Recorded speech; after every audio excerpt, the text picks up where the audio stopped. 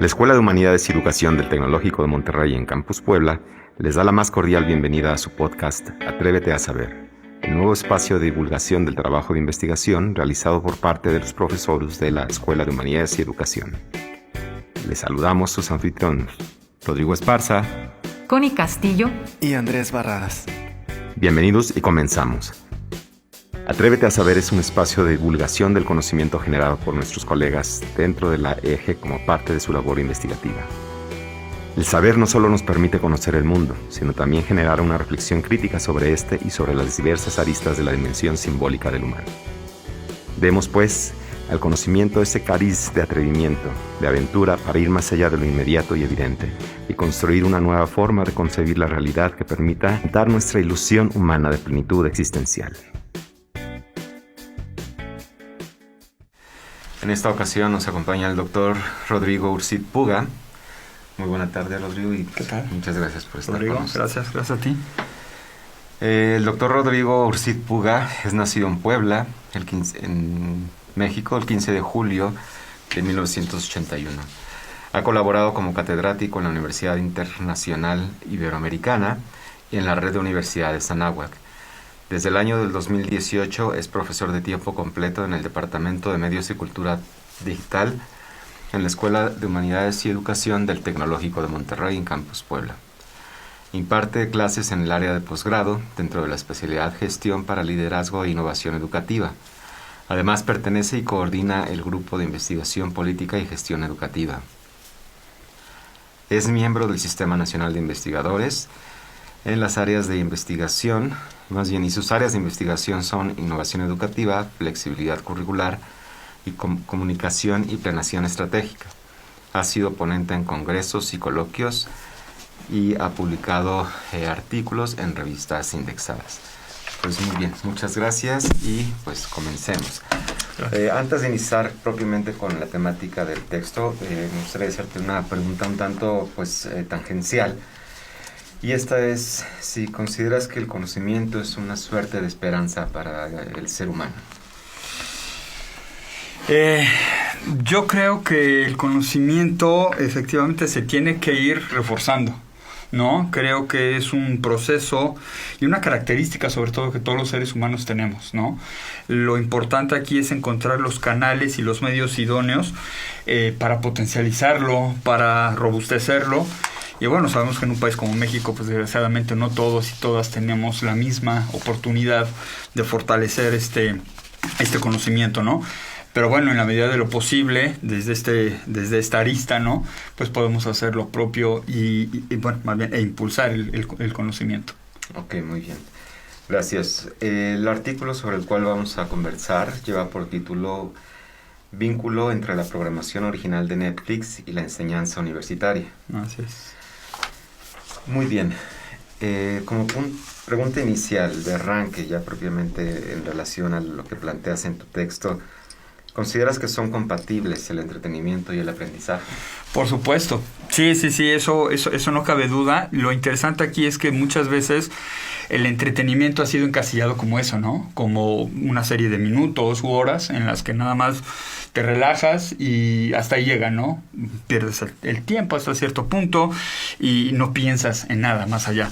Pero definitivamente hemos llegado a una época en la que gracias a las plataformas de streaming, al impacto que tienen los medios, los diferentes productos audiovisuales, televisivos, radiofónicos, etcétera, ahora obviamente en streaming como Spotify o YouTube, pues sí se han vuelto recursos para ti, para mí, cualquier persona que estemos en esta parte de la docencia, en elementos muy, muy enriquecedores para fortalecer todo este proceso de enseñanza y de aprendizaje. ¿Y cómo surge la idea de hacer esta investigación? Pues es muy interesante porque la verdad es que como comunicólogo, que es mi formación original, pues siempre me he sentido muy atraído a todos esos productos audiovisuales, ¿no? Van pasando los años, cada vez nos damos cuenta que hay más y más opciones de contenido, hay cada vez más plataformas. Y pues curiosamente, hasta hace unos momentos o años que estuvimos en pandemia, pues el enclaustramiento te lleva a pensar otras temáticas, otras líneas de investigación que obviamente nos apartan tanto de la innovación educativa. que es mi caso, y decido, ¿no?, hacer un paper, un artículo, una investigación propiamente basada en cómo precisamente pues diferentes disciplinas se pueden apoyar en una serie de programaciones o programas que tengan ciertas características, ¿no? Evidentemente la oferta, en este caso, que fue la plataforma Netflix, es enorme, y como todo en esta vida, delimitar el estudio, trabajar desde un punto de vista pues lo más articulado posible, te obliga a hacer ciertos filtros, ¿no? Entonces, de ahí nace la idea, y ya después viene propiamente la delimitación de las series, de las películas, años, clasificación, etcétera. Precisamente a ese respecto y en términos metodológicos, ¿cuál fue el criterio para hacer este filtrado y definir? Ok. El primer filtro fue que fueran producciones originales de Netflix, ¿no? No estos productos que son coproducidos o que son adquiridos, ¿no?, por medio de permisos legales y compra del producto audiovisual. Fueron productos, repito, originales de esta plataforma entre el 2012 y el 2019, ¿ok? Que tuvieran una calificación en IMDb, International Movie Database, que es una plataforma oficial, digámoslo así, en materia de crítica y de puntuación de las películas y de las series, de 8 para arriba, que es una calificación que ya si uno se mete a indagar tanto en Rotten Tomatoes como en Metascore o esta propia IMDb, pues no son calificaciones tan aleatorias, ¿no? De, pues me gustó, le voy a poner un 8, le voy a poner un 6, un 5, no sé. Entonces, de 8 sobre 10, obviamente, ¿no? Entonces, se hace esta categorización y, repito, productos originales, que fueran películas o que fueran series, ¿ok? Géneros dramáticos y comedia. No me metí con el tema de animación como tal por el momento. Repito, calificación de 8 para arriba, del 2012 al 2019, y de hecho el primer producto que lanza Netflix como propio es House of Cards, ¿no? Entonces, algunos productos obviamente sí se tuvieron que ver desde cero, otros se recurre a una visión un poquito más rápida porque pues están un poquito más frescos, pero a final de cuentas pues sí se consumen todos los productos que se analizaron, ¿no? Que rápidamente un paréntesis, creo que es, ahorita retomando un poco de lo que hablabas del conocimiento, es el punto medular de toda la investigación, creo yo. Si no nos enfocamos o no hablamos de un tema que nos atraiga, se vuelve una gran losa, ¿no? Este tema de investigación y de hacer articulación científica. ¿Y por qué, por ejemplo, descartar las docuseries? No, están incluidas también. Están las series, las docuseries. Lo que pasa es que son desde el punto de vista documentales, ¿ok? Largometrajes o en serie. De hecho, me parece que fue una nada más en la que está contada a manera de mockumentary o documental falso, ¿no? Y es una serie en la que aparentemente un chavo de prepa grafitea ahí los coches, ¿no? Del público, de la academia y demás, ¿no? Entonces, no es que se haya hecho una segmentación de los productos a priori, ¿no? A lo mejor no había documentales, no es que no los hubiera, sino que no entraban en la categoría de 8 para arriba, ¿no? En esta delimitación. Y señalas por acá que fueron un total de 36 programas, más de 800 episodios. Sí. ¿Cuánto tiempo? ¿Cuánto tiempo le dediqué? Bastantes horas. La verdad es que sí no podría decirte exactamente cuántos días o meses más bien, pero sí trataba de que fuera en promedio una temporada o una serie o miniserie, según fuera, por semana o incluso 2, ¿no? Para que pudiera darle este avance y obviamente se tiene una libreta o una computadora, lo que fuera, ¿no? Y se iban haciendo ciertas notas para llegar a la categorización. Seguramente por ahí platicaremos. Sí, señalas que hiciste análisis de contenido, pero algo que me llamó la atención es que aquí lo planteas como un estudio cualitativo. Uh-huh. Por lo que yo entiendo, porque alguna vez recuerdo haber realizado análisis de contenido, es más quanti, ¿no? Lo que pasa es que acuérdate que el análisis cualitativo se desmarca o viene de toda esta parte del análisis del discurso también, ¿no? Entonces, técnicamente, al final de cuentas, todas las investigaciones, o bueno, eso, por lo menos por ahí me he ido, tienen un enfoque tanto cuanti como cualitativo. Entonces, si lo vemos desde un punto de vista muy reduccionista, pues sí tiene un término cuantitativo porque hay que cuantificar las series, cuantificar los capítulos, las horas que se ven, los temas, ¿no?, que fui seleccionando ahí de acuerdo a una categoría que es así yo creé, ¿no? Pero, a final de cuentas, el análisis discursivo de las series sí se basa en ciertas palabras, en cierto, valga la redundancia, en cierto discurso, temática y demás. Entonces, de una u otra manera, son los dos ejes metodológicos que conlleva este estudio. Ok. Sí, sí, sí. Señalas más adelante, las series de comedia tienen características muy peculiares, por lo que es importante contextualizar que la narrativa y la trama permiten que se realicen más capítulos por temporada. Bueno, yo sé que esto compete pues a las casas productoras, pero ¿cuál sería la razón de ser? Porque recordando que las series de comedia, sitcoms, a lo mejor en ocasiones también se les conoce así, o tienen estas características, la propia narrativa te ayuda a que crees más personajes, a que desarrolles más historias. No sé, supongamos que tú y yo somos los protagonistas de una serie y el día de hoy se habla del programa, el día de mañana se habla de cómo damos clases, pasado mañana de cómo llegamos al campus, no sé, o sea, se pueden hacer muchas historias o muchas subhistorias, ¿no? Pero cuando se hacen, por ejemplo, miniseries, documentales o docuseries que hablábamos, pues es un poquito más complicado estar diciendo, a ver, ahora me voy a buscar este personaje, ¿no? O voy a crear otras serie de historias. Claro, ya metiéndonos mucho en el tema económico, monetario, de casas productoras y demás, pues claro, cuando hay un producto que gusta, sigues haciendo temporadas y vas creando diferentes líneas argumentativas, ¿no?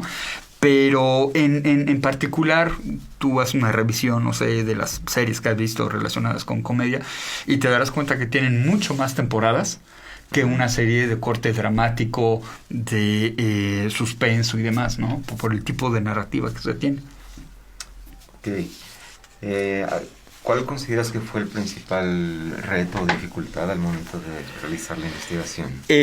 Honestamente, crear los temas, ¿no? Al final de cuentas, lo que yo hice fue realizar una serie de ejes temáticos que pudieran vincularse con distintas áreas del conocimiento.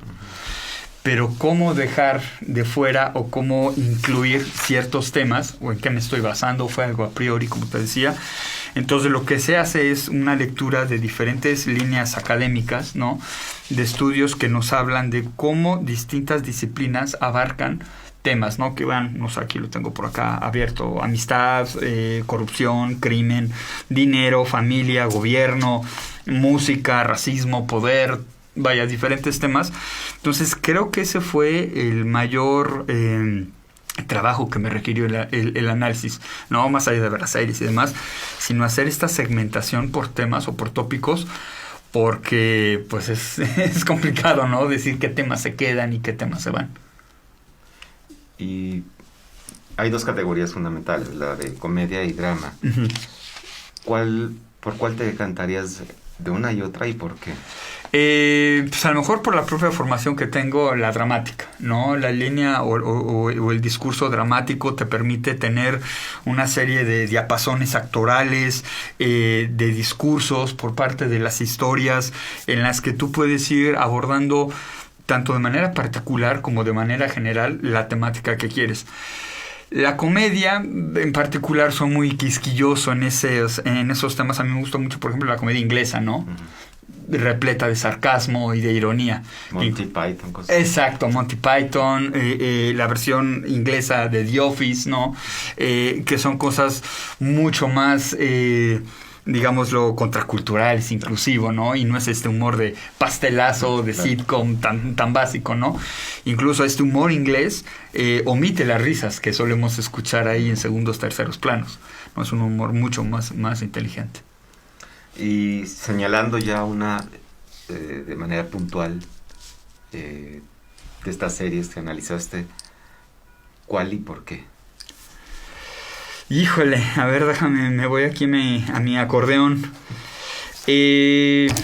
No sé, bueno, la verdad es que independientemente de los problemas ahí que pudo haber tenido Kevin Spacey, House of Cards, creo que es un producto muy bien logrado, porque además no solo fue la primera serie que produce Netflix, sino que recurre a un director de cine, que es David Fincher, ¿no?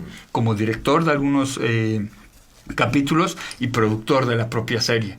Entonces tiene esta lectura también cinematográfica. Es precisamente uno de los, digamos, grandes saltos que se da cuando se empiezan a hacer este tipo de series. De lo televisivo, del discurso televisivo, ya hay un discurso cinematográfico, ¿no? Repito, la forma de edición, la forma de iluminación, la paleta de colores, todos estos elementos ya son situaciones mucho más cinematográficas que televisivas. Entonces, en lo particular, creo que House of Cards es un muy buen ejemplo. No sé, aunque está configurado como drama, Stranger Things creo que es un ejercicio muy interesante de vincular las generaciones pasadas con las generaciones actuales, ¿no? Sobre todo por todas estas referencias a Ghostbusters, a los Gremlins, a Critters, todas estas películas que en ciertas generaciones que más o menos compartimos, crecimos con ellas, ¿no? Entonces este mercado de la nostalgia se vuelve muy interesante como para generaciones, repito, pasadas como más actuales, nos vinculan ciertos contenidos. Perdón, pero ¿por qué consideras, digamos, ya a nivel de narrativa, más allá de las cuestiones técnicas, que la gente pudo identificar en House of Cards para que tuviera tanta aceptación? Yo creo que a pesar de que se enfoca en la política estadounidense propiamente, vamos a hablar de este producto en particular, pues es que son temas universales. La corrupción, ¿no? La politiquería interna que se trabaja, en este caso, en la Casa Blanca, en Estados Unidos, pero bueno, ahora es Palacio Nacional, en su época era Los Pinos, ¿no? O sea, la política real no es la que vemos en los medios, evidentemente, ¿no? Es lo que pasa tras bambalinas. Entonces, eso a mí me llamaba mucho la atención, que nos daban este reflejo. No es la primera vez que se hace, obviamente, ¿no? Pero me llamaba mucho la atención cómo se daba este reflejo de la política internacional, al final de cuentas universal, pero cómo la podías ver aterrizada en tu propio país. Hay una frase que se me queda, creo que fue desde la penúltima temporada. Hay una reunión ficticia entre el presidente de Estados Unidos y el presidente ruso, ¿no? Y ya después de que se saludan a cuadro y a cámara, jajaja, jijiji, se reúnen en la oficina oval y el presidente ruso le dice al presidente: ahora sí vamos a hacer política. Ya saludamos a la cámara, ahora sí vamos a hacer política, ¿no? Creo que es una frase que engloba prácticamente pues toda la serie, ¿no? Creo que ese tema, repito, que pudiera parecer muy peculiar o muy característico de Estados Unidos, si lo vemos con una óptica mucho más global, nos daremos cuenta que permea en México y en otras naciones perfectamente. Ok, muy bien. Y pasando ahora sí a las categorías temáticas, ya más o menos señalaste, pero ¿cuál fue el criterio, digamos, o cómo llegaste al establecimiento de estas categorías temáticas? Ok, pues estas líneas llegó a partir también de la clasificación de las áreas del conocimiento, ¿no? Entonces, una vez que defino cuáles son estas áreas, ¿no? Ya sea en materia de, no sé, política, humanidades, estudios sociales, estudios críticos, etcétera, digo, ok, ¿cuáles suelen ser los temas que se abarcan en este tipo de disciplinas? Entonces, a partir de ahí, lo que te comentaba, una lectura previa de cuáles son los tópicos que en particular se trabajan en distintas áreas del conocimiento, es que empiezo a definir, ¿no? O a categorizar propiamente cuáles van a ser los temas que se abordan en las series y cómo puedo hacer ese vínculo con las distintas disciplinas. Sí, de hecho tenía también por ahí estas preguntas, ya no hablando de las temáticas, sino de las disciplinas. Uh-huh. Y cómo las vas empatando.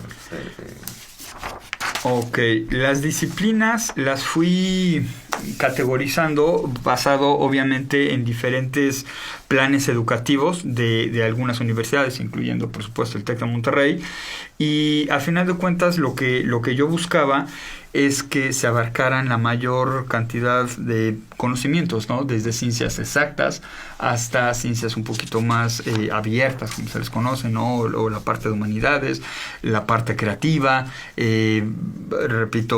matemáticas, física.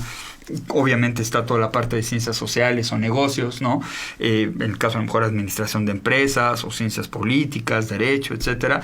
Entonces es ahí donde empiezo a correlacionar qué tipo de conocimiento se oferta o se tiene en estas diferentes áreas y con qué temas pueden ser correlacionados. Así hice la lista, por acabar pronto, de los temas que se tienen por ahí. Ok, y entonces, precisamente secundando esto que señalas, ¿cuál sería la estrategia, digamos, para mí como como profesor, a fin de poder identificar tal vez una serie o un capítulo de una serie en concreto y hacer esta vinculación o este link con algún contenido? Ok. Pues acá lo importante es que obviamente a lo mejor tú te decantas por cierto contenido, ¿no? Por ciertas series, por ciertos documentales, películas, etcétera.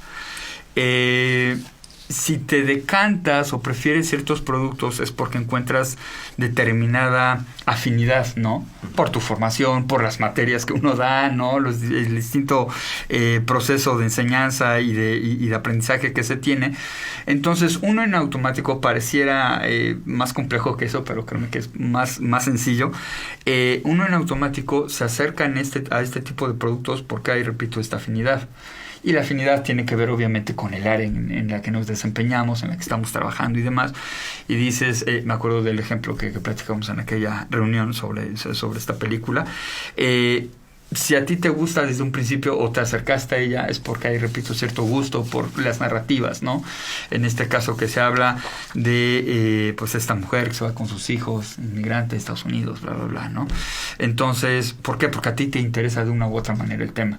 Entonces, cuando tú llegas al aula, ¿no? A lo mejor previamente ahora sí dices, voy a hacer un análisis para comentarlo en clase y no nada más como el tema, ¿no? Sino qué se puede devenir de este tipo de productos. Entonces, ¿cuál sería, digamos, la recomendación, entre comillas? Es que, repito, una vez que uno se va acercando a estos productos que a ti te interesan, es porque encuentras una correlación con lo que tú haces día a día, con tus propios gustos. Y eso sí, recomendaría a lo mejor una segunda o hasta tercera acercamiento, ¿no? con estos productos, ahora sí a manera de análisis, y cómo lo puedes traducir en el salón, o en el aula, o por Zoom, como se haga ahorita las clases. Muy bien. Señalas en tus conclusiones que el estudiantado que cursa la universidad está en promedio de 9 horas al interactuando con algún dispositivo electrónico. Sí. ¿Cuál dirías que podría ser una diferencia sustancial entre, pues, el aproximarse al conocimiento desde el entretenimiento a diferencia de los procedimientos habituales, que podría ser, por ejemplo, la lectura? Claro. Este dato precisamente que menciono o que investigué por ahí de las horas que están en promedio, sobre todo pues el estudiantado, ¿no? En los diferentes dispositivos, es porque precisamente sabemos y no podemos negar, obviamente, que están grandes o un gran tiempo, pues como se dice comúnmente, pegados a estos dispositivos. Entonces, en nosotros y nosotras está el decir cómo podemos utilizar estos aparatos, ¿no? A nuestro favor o en favor del estudiantado, y decir, ok, ya que vas a ver una película o que vas a estar aquí conectado, no sé qué, no sé cuánto, bueno, aprovecha, ¿no? Ese tiempo para acercarte al recurso digital desde otra perspectiva. Por supuesto que la lectura, ya sea física o digital, siempre va a ser necesaria, de hecho, para acabar pronto. Yo estoy hablando de las propiedades que pudiera tener el entretenimiento, pero me baso en un recurso literario, a final de cuentas, ¿no? Entonces, no podemos negar esta sinergia que existe entre el entretenimiento y la cantidad de horas que el estudiantado, en particular en este artículo, está inmerso en los distintos dispositivos. Entonces, yo siempre he apelado a la situación de no se trata de prohibir, no, obviamente ni siquiera somos nadie para estar prohibiendo, pero sí es un asunto de que se usen los dispositivos de forma inteligente, ¿no? Entonces, buscar la manera de acercar al alumnado, en este caso, a que recurra, ¿no?, a una serie, a un documental, no sé. Por un lado, que a lo mejor es un producto que ellos no consumirían, o ellas no consumirían por no ser la línea de entretenimiento que buscan. Pero por otro lado, a lo mejor tienen un viaje pendiente, no sé, a la Ciudad de México, a Tabasco, Cuernavaca, no sé. Y pues bueno, pueden aprovechar esa hora o esas 2, 3 horas, no sé, lo que estén ahí en el transporte, pues acercarse a este producto. Y ahora sí, llegar después a clase y discutirlo, ¿no? Es lo que yo creo que no podemos apartar la vista. Y cada vez es mayor la interconexión, ¿no? Entonces, o sea, lejos de crear esta barrera, decir, no, clávate en esta parte o vete por otro lado, vamos a ser aliados, no aliadas, de los distintos dispositivos. Ok, y por último, ¿cuál consideras que es la principal aportación de este trabajo de investigación? Pues yo creo que todo radica, a final de cuentas, en la forma en la que el entretenimiento se vuelve un aliado de la educación, ¿no? Creo que es el principal aporte, más allá de las categorías y cómo lo puedes vincular con otras disciplinas y demás.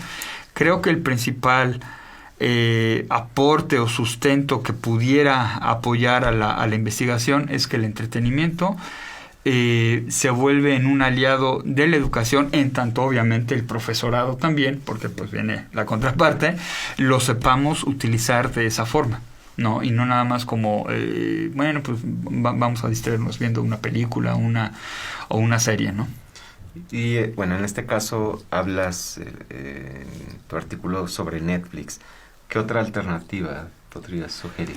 No, pues es que hay muchísimas alternativas más. Por ejemplo, digo, obviamente no es una sección pagada por absolutamente nadie, pero a nivel narrativo y discursivo, por ejemplo, lo que ha hecho Disney Plus, propiamente Marvel, con las distintas series, es explorar de manera estética, discursiva, cómo se pueden contar distintas historias, ¿no? Eso me parece un ejercicio súper interesante que está haciendo Marvel / Disney, porque al final de cuentas es una empresa de Disney. Creo que es una forma muy interesante en la que experimentan con sus propios superhéroes, supervillanas, etcétera, ¿no?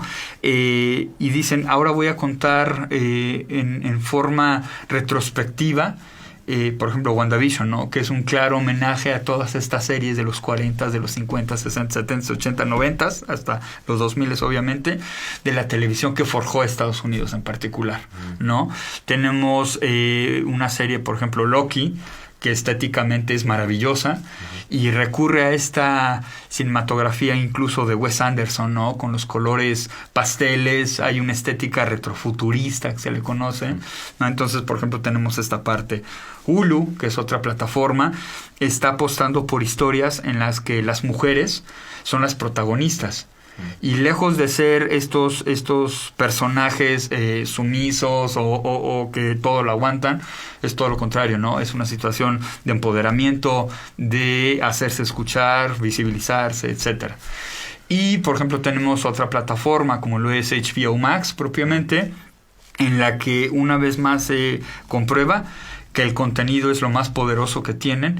Y esta plataforma lo que hace es, por ejemplo, series muy potentes en pocos capítulos, 8, 10 capítulos máximo, y te cuenta otro tipo de historias, ¿no? En donde obviamente el tema de producción, entiéndase cantidad monetaria que se le designa en dólares propiamente a estos productos, pues es muy importante, ¿no? Y cuidan la estética, el arte, o sea, si te hacen una serie enfocada en como, no sé, The Deuce, ¿no? Que está enfocada en el Nueva York de los 70s, los 80s, con todas estas exploitations que hubo, ¿no? está brutalmente ambientada, ¿no? Desde el peinado, la camisa, las calles, Times Square, como te lo retratan, increíble, ¿no? Entonces, son propiedades que uno va encontrando ahí en las diferentes plataformas y que a final de cuentas, la verdad, las posibilidades cada vez son mayores. Claro, tiene su punto negativo, porque está la cantidad de contenido que se tiene, que es obviamente imposible consumir todo, eso es un hecho, y pues la única manera es empezar a tener un ojo mucho más crítico, ¿no? Es decir, este producto pues la verdad sí carece de ciertas características, pero el otro me las ofrece, ¿no? Entonces por ahí va esta situación de las distintas plataformas y los contenidos que están desarrollando. Ok, muy bien. Pues muchísimas gracias, Rodrigo, por tu visita, por esta conversación. Y si alguien estuviese interesado en tu artículo, ¿en dónde lo podría conseguir? Esta en particular está en la red de INTEC, propiamente en la revista Scientific de la Universidad Miguel de Cervantes, ¿no? Es una edición regular que se publica, creo que trimestralmente. Pero bueno, todas las publicaciones que realizo las subo a mi portal de ResearchGate, ¿no? Rodrigo Ursiz Puga, ahí no hay ningún problema, y ahí están todas las publicaciones que he realizado desde el 2017 más o menos. Todas memorias y demás, ahí están. Perfecto, pues muchísimas gracias nuevamente y pues gracias a ustedes que nos han acompañado. Gracias, hasta pronto. Gracias a ti. Muchas gracias por su generosa atención y nos encontramos en nuestra próxima emisión de su podcast Atrévete a saber. ¿Y tú, te atreves?